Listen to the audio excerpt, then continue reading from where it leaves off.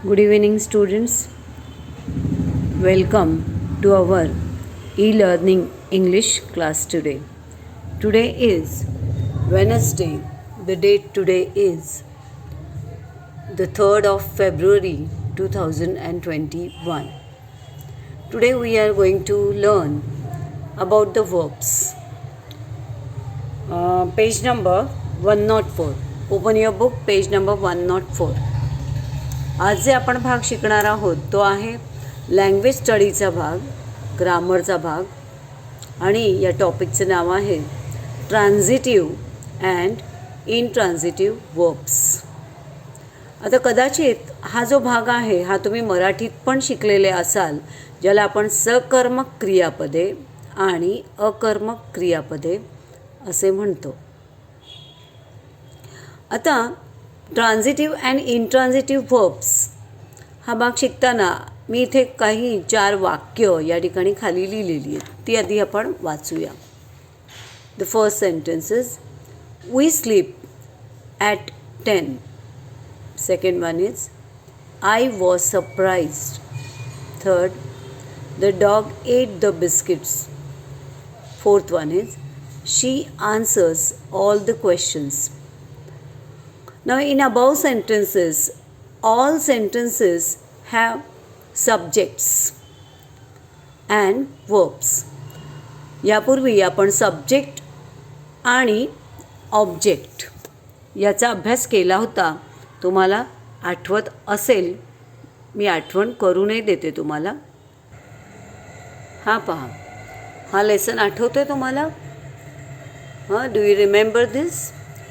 We learned about subject and object on 23rd of January 2021 and all of you have all these notes in your notebook.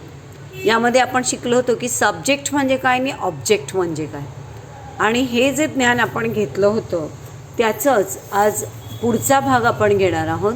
जसे की आपण subject म्हणजे कर्ता आणि object म्हणजे कर्म हे पाहिलेलं होतं, तसंच आज आपण या सब्जेक्ट आणि ऑब्जेक्टशी निगडीतच ट्रान्झिटिव्ह अँड इनट्रान्झिटिव्ह वर्ब्स हा पुढचा भाग शिकणार आहोत.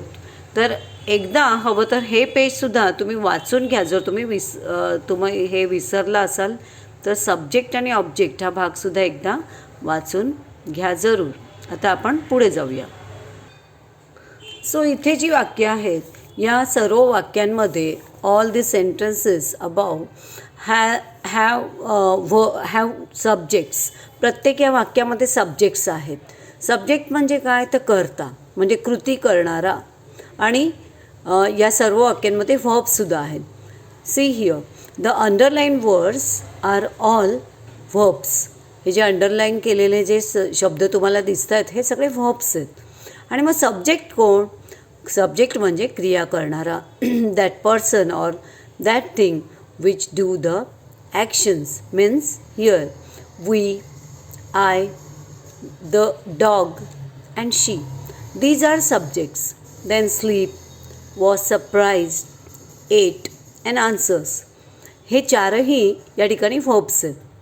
तर all these sentences have subjects and verbs, but there are no objects in all the sentences. Subject आहे प्रत्येक वाक्यामध्ये, कर्ता आहेच प्रत्येक वाक्यामध्ये, क्रियापद पण आहे. पण या 4 वाक्यांचं नीट निरीक्षण करा, पुन्हा एकदा वाचून घ्या. या 4 वाक्यांमधील काही वाक्यांमध्ये ऑब्जेक्टच नाही आहे, म्हणजे कर्म नाही आहे. वाक्य पूर्ण होण्यासाठी जे कर्म लागतं ते नाही आहे, आणि ते नसूनसुद्धा यातील ऑब्जेक्ट नसतानासुद्धा त्या वाक्यांचा अर्थ पूर्ण झालेला आपल्याला दिसेल. आता अशी कुठली वाक्य आहेत ती आपण पाहूया. प्रथम म्हणजे पहिलं वाक्याचा अर्थ तुम्हाला सगळ्यांना कळला आहे. We sleep at 10. आम्ही 10 वाजता झोपतो.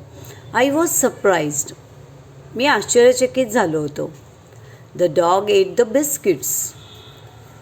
कुत्राने बिस्किट्स खाल्ले.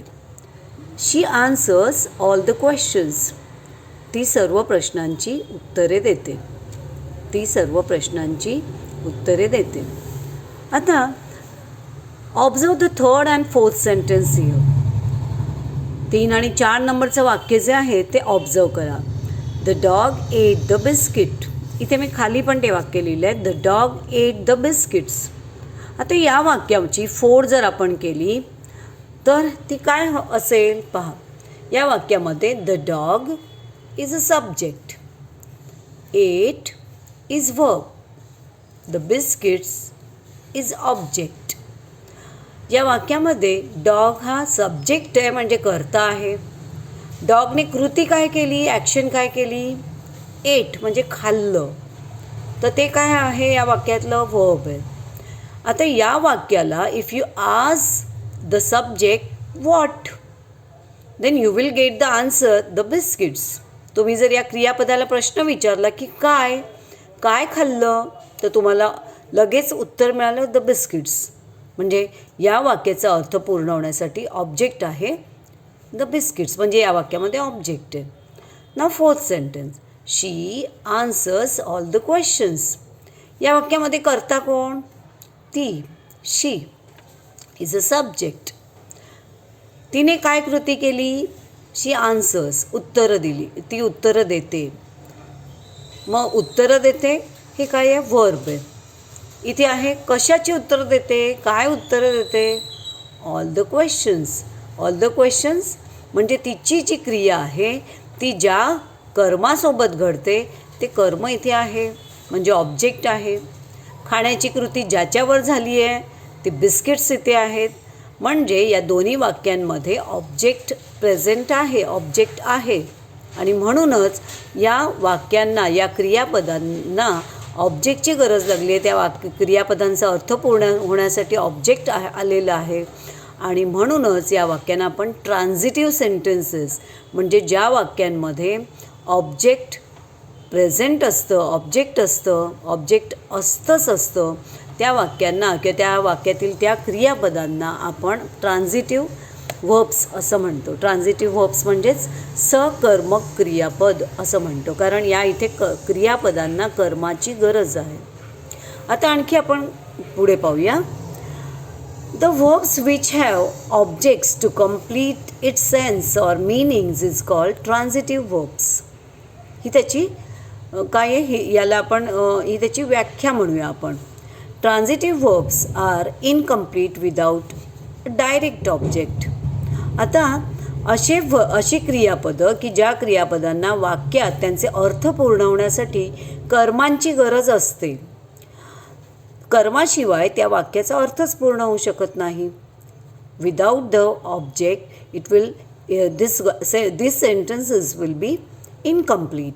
सो अशा क्रियापदांना आपण सकर्मक क्रियापदं, म्हणजे ज्या वाक्यांमध्ये कर्म असतं अशा क्रियापदांना आपण सकर्मक क्रियापदं म्हणजे ट्रान्झिटिव्ह वर्ब्स असं म्हणतो.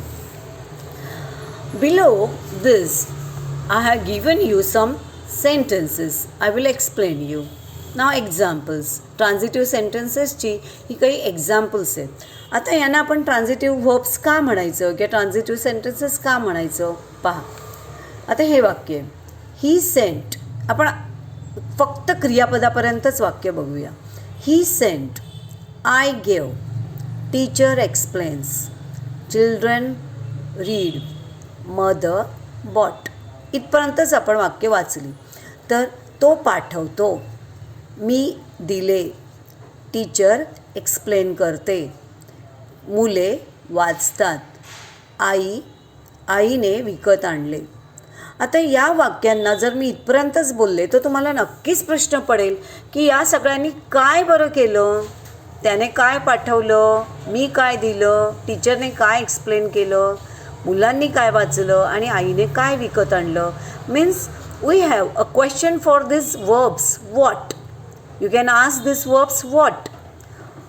जसं की इथे तुम्ही विचारू शकता what did he send, what did I give, what does teacher explain, what do children read, what did mother buy. तुम्ही या वाक्यांना, या क्रियापदांना व्हॉट विचारल्यानंतर तुम्हाला विविध प्रकारची उत्तरं मिळतील. You can get various answers for these verbs. Means he sent a letter, त्याने पत्र पाठवलं. किंवा ही सेंट मनी, त्याने पैसे पाठवले. He sent a message. म्हणजे या ठिकाणी he is subject, sent is verb and a letter, money, a message are object. म्हणजे या ठिकाणी या क्रियापदाला किंवा या वाक्याचा अर्थ पूर्ण होण्यासाठी वेगवेगळ्या प्रकारच्या ऑब्जेक्टची आपण मदत घेतो. सो इथे ऑब्जेक्टची गरज आहेच, कारण सेंटला तुम्ही काय म्हणून विचारल्यानंतर तुम्हाला उत्तर तर मिळायलाच हवं. म्हणजे त्या क्रियापदांना ऑब्जेक्टची गरज आहे, म्हणून आपण त्यांना ट्रान्झिटिव्ह सेंटेन्स किंवा ट्रान्झिटिव्ह वर्ब्स असं म्हणतो. Now second sentence. I gave a book. What did I give. लगेचच प्रश्न पडतो की मी काय दिलं. What did you give. A book. I gave a pen. I gave food. मी पुस्तक दिलं, पेन दिलं, अन्न दिलं. म्हणजे काय दिलं हा प्रश्न विचारल्यानंतर तुम्हाला तिथे ऑब्जेक्ट मिळणं गरजेचंच आहे. कुठलंही ऑब्जेक्ट असू दे. म्हणजे या वाक्यामध्ये this sentence need the object. This verb requires the object. या वाक्याला ऑब्जेक्टची गरज भासतेच. Now the next third sentence. What does teacher explain. Teacher explains a poem. Teacher explains a sum. Teacher explains a table. Means here in this sentence, the verb explain needs any object, any type of object. या explain या शब्दाला कुठल्या ना कुठल्या तरी ऑब्जेक्टची गरज आहेच, त्याशिवाय हे वाक्य पूर्ण होऊ शकत नाही. इथे द चिल्ड्रेन रीड. मुलांनी वाचलं. पण काय वाचलं. प्रश्न आपल्याला नक्कीच पडतो काय म्हणून. आणि जेव्हा काय हा प्रश्न पडतो तेव्हा आपल्याला त्या वाक्यामध्ये ऑब्जेक्ट लिहावंच लागतं. Children read a newspaper. Children read a story. Children read a magazine. म्हणजे तुम्हाला या ठिकाणी या वाक्यामध्ये रीड ह्या वर्बसाठी कुठलं ना कुठलं ऑब्जेक्ट लिहावं लागतं. Now the last sentence. Mother bought. What did mother buy. आईने काय विकत आणलं. New cups. Mother bought a doll. Mother bought medicine. म्हणजेच या वाक्यामध्ये बॉट म्हणजे विकत आणलं, तर आईने काय विकत आणलं असं सांगण्यासाठी आपल्याला वेगवेगळ्या प्रकारच्या ऑब्जेक्टची गरज लागतेच. आणि जर आपल्याला ऑब्जेक्टची गरज लागते, जर त्या वाक्यामध्ये ऑब्जेक्ट वापरलं जातं आहे, तर हे वाक्य ट्रान्झिटिव्ह वर्ब्स असलेलं वाक्य आहे, सकर्मक क्रियापद असलेलं वाक्य आहे. याला आपण ट्रान्झिटिव्ह वर्ब्स किंवा ट्रान्झिटिव्ह सेंटेन्स असं म्हणतो. तर थोडक्यात ट्रान्झिटिव्ह सेंटेन्स म्हणजे ज्या वाक्यांना अर्थ पूर्ण होण्यासाठी क्रियापदांच्या पुढे एखाद्या ऑब्जेक्टची गरज भासते, एखादं ऑब्जेक्ट त्या ठिकाणी त्या वाक्यामध्ये उपस्थित असतं, अशा वाक्यांना आपण ट्रान्झिटिव्ह सेंटेन्स असं म्हणतो. आता आपण इनट्रान्झिटिव्ह सेंटेन्सकडे वळूया. Now here is the first and second sentence. इथलंच मी फर्स्ट अँड सेकंड सेंटेन्स इथे घेतलेलं आहे. We sleep at 10. I was surprised. पहिल्या वाक्यामध्ये आम्ही 10 वाजता झोपतो. मी आश्चर्यचकित झालो. आता या वाक्यांमध्ये बघा, सब्जेक्ट आहे वी, आय, वर्ब आहे स्लीप, वॉज सरप्राइज्ड. पण ऑब्जेक्ट दिसतंय का, किंवा ऑब्जेक्टची गरज भासते का, की ऑब्जेक्ट नसेल इथे तर मग वाक्यच पूर्ण होणार नाही असं वाटतंय का. नाहीच. Because in above sentences these verbs do not need any object. These verbs do not require any object to complete the sense or the meaning of that sentence. The verbs make complete sense by themselves. These verbs are known as intransitive verbs. ही जी वाक्य आहेत, या अशा वाक्यांमध्ये तुम्हाला कर्म जरी नसलं वाक्यामध्ये तरी वाक्य अपूर्ण आहे असं वाटतच नाही. कारण की आम्ही झोपतो. या झोपतोला जर तुम्ही काय विचारलं, आम्ही झोपतो काय, तर तुम्हाला उत्तर मिळते का कायचं. नाही. आम्ही झोपतो. तर तुम्ही झोपतो काय असं विचारल्यानंतरचं उत्तरच नाही मिळत आहे किंवा उत्तराची काही गरजच भासत नाही आहे, तर त्या वाक्यामध्ये ऑब्जेक्ट नाही. आय वॉज सरप्राईज्ड, मी आश्चर्यचकित झालो. या वाक्याला तुम्ही व्हॉट विचारा, काय प्रश्न विचारा, तुम्हाला ऑब्जेक्टची गरज भासत नाही किंवा ऑब्जेक्ट या ठिकाणी नकोच आहे. मग अशा प्रकारची काही वाक्य असतात की या वाक्यांमध्ये जर ऑब्जेक्टची गरज नाही, जर क्रियापदांची आवश्यकता नाही वाटत आहे, कर्माची आवश्यकता वाटत नाही आहे, तर त्या वाक्यांना इनट्रान्झिटिव्ह सेंटेन्स असं म्हणतात. ज्या क्रियापदांना वाक्यात अर्थ पूर्ण होण्यासाठी कोणत्याही कर्माची गरज नसते, कर्माशिवायच केवळ कर्ता व क्रियापदामुळेच वाक्य अर्थपूर्ण होते, अशा क्रियापदांना अकर्मक क्रियापदे म्हणजेच इनट्रान्झिटिव्ह व्हर्ब्स म्हणतात. आपण याचे काही एक्झाम्पल्स अजून बघूया. जसे की बर्ड्स फ्लाय, पक्षी उडतात. आता इथे व्हॉट विचारायची काही गरज आहे का, किंवा इथे काही ऑब्जेक्ट दिसतंय का तुम्हाला की पक्षी उडतात म्हटलं की झालं, कर्ता आणि क्रियापद, कर्ता आणि क्रियापदातच अर्थ त्या वाक्याचा पूर्ण होतो. अशा प्रकारची वाक्य. The children run, the fish swim, म्हणजे या वाक्यांमध्ये किंवा आपण असंही म्हणू शकतो the glass broke down, glass फुटलं. आता या वाक्यामध्ये ग्लास आणि फुटलं म्हणजेच या ठिकाणी कर्ता आणि क्रियापद दोनच या ठिकाणी वाक्यात आवश्यक आहे. कर्माची तिथे गरजच भासत नाही, कर्माशिवायच ते वाक्य पूर्ण होतं. इथे पहा the second sentence, the snow falls from the sky. The snow कर्ता आहे, सब्जेक्ट आहे त्या वाक्यातला. फॉल्स हे व्हर्ब आहे, क्रियापद आहे. फ्रॉम द स्काय म्हणजे तो बर्फ जो आहे तो आकाशातून पडतो, पण बर्फ पडतो याला कर्माची काहीच गरज नाही आहे, म्हणूनच या वाक्यामध्ये कर्म नाही आहे. सो हे वाक्य कर्म नसलेलं वाक्य असल्यामुळेच याला आपण अकर्मक क्रियापद असं म्हणतो. ही जी क्रियापदं आहेत ही अकर्मक आहेत. इथे पहा third sentence, the kite stuck on the tree. The kite stuck म्हणजे काय, तर ती पतंग जी आहे ती अडकली, झाडावर अडकली. आता पतंग अडकलीला ऑब्जेक्टची काहीच गरज नाही या ठिकाणी वाक्यामध्ये. The baby smiles all the time. लहान बाळ सर्व वेळ हसत असतं. आता लहान बाळ हसतं, सर्व वेळ हसतं, लहान बाळ सारखंच हसतं. आता लहान बाळ हे कर्ता झाला, सब्जेक्ट झाला, स्माइल्स हे क्रियापद झालं, ऑब्जेक्ट या वाक्यामध्ये नाहीच. The sun sets in the waste.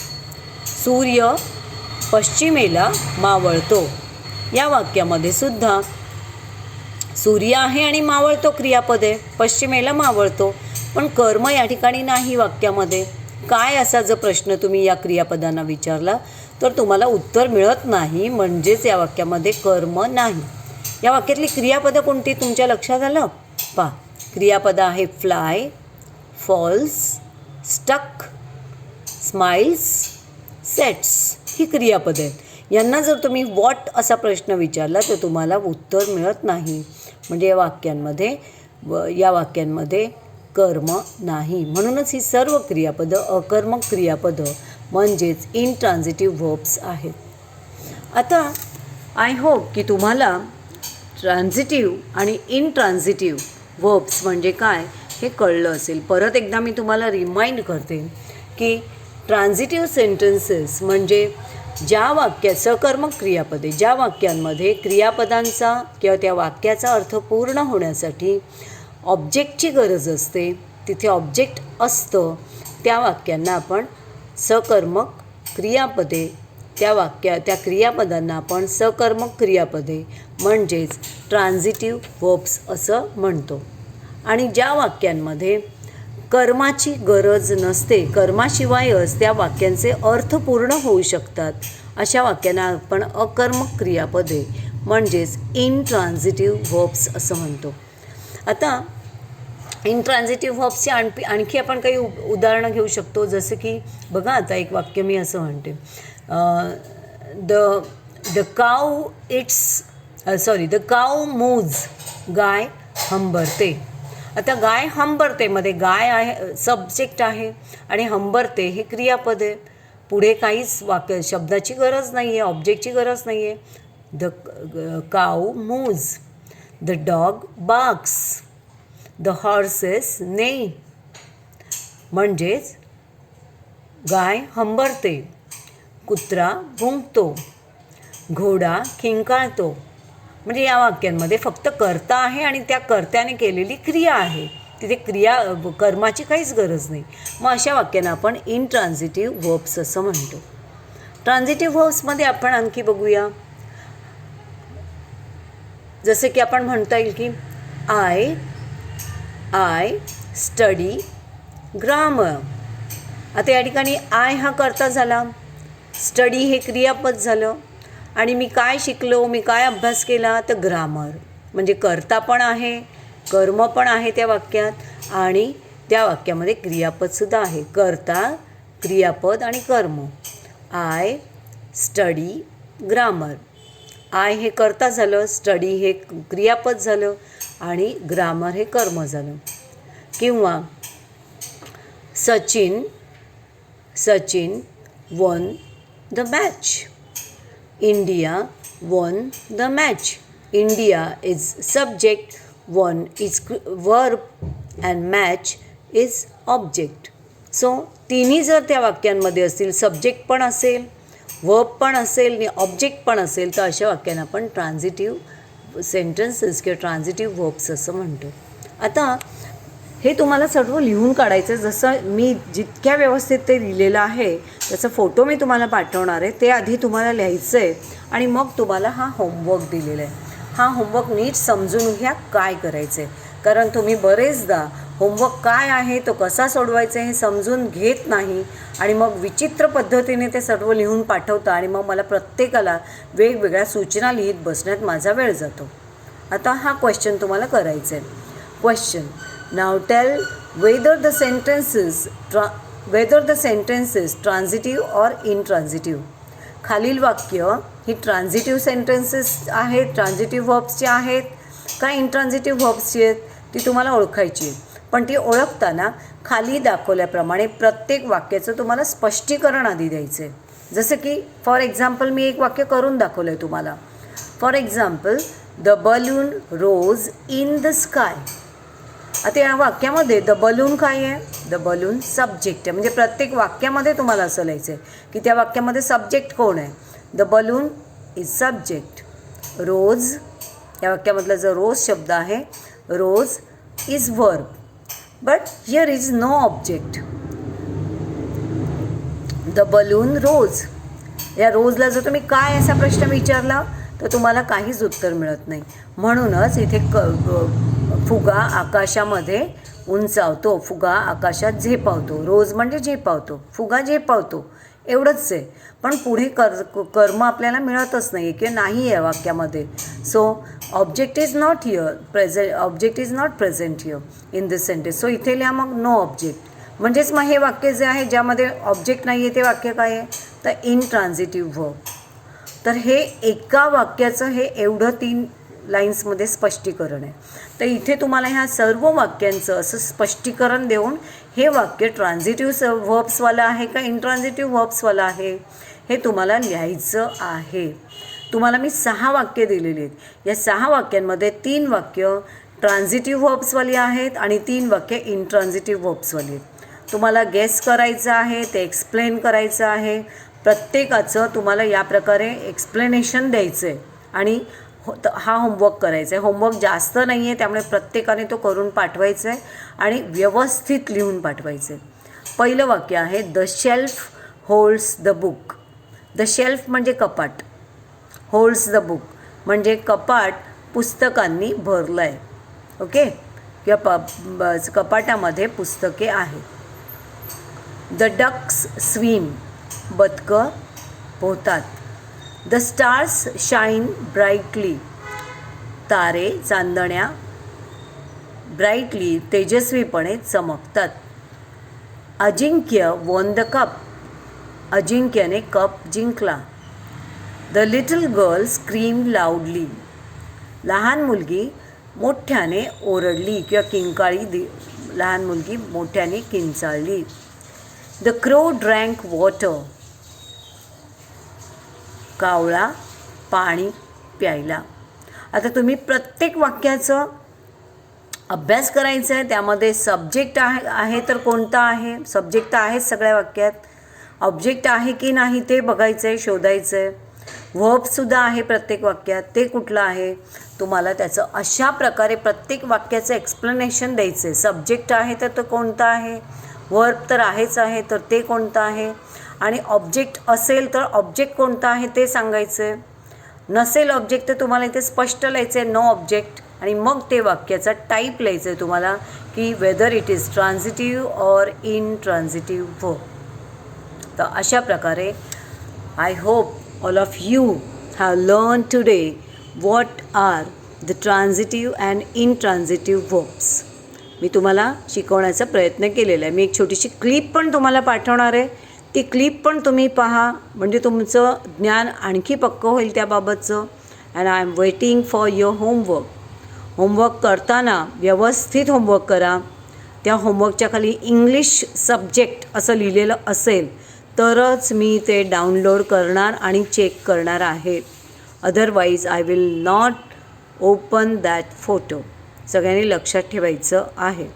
So till then good bye, stay safe, take care.